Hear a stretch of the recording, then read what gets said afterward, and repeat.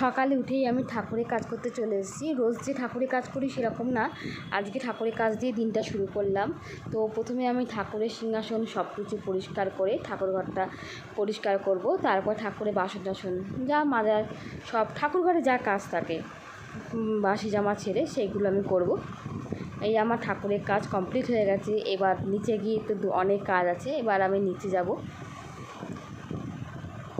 এসে রান্নাঘরে চলে এসেছি, ছেলে কলেজে যাবে তো তার জন্য আগে টিফিন বানাতে এসেছি, তারপর একে একে সবার খাবার তৈরি করব। আগে ছেলেরটা তৈরি করছি, কেননা ও 9:15 কলেজ বেরাবে।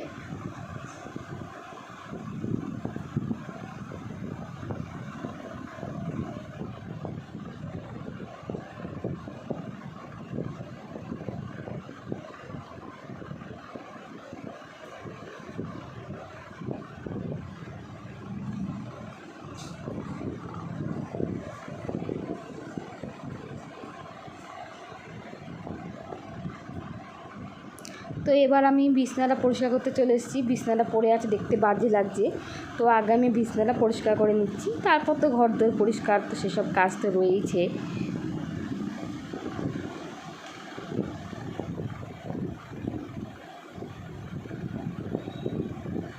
ছেলে রেডি হয়ে গেছে, কলেজে যাবে। ওদের কলেজে কিন্তু ড্রেস আছে, কিন্তু এখন অবধি যেহেতু ড্রেস দেয়নি বলে এখন অন্য জামা পরে গেছে।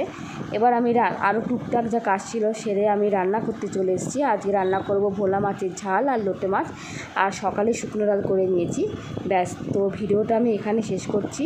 যদি ভালো লাগে থাকে please like, comment, share and subscribe করে দিও।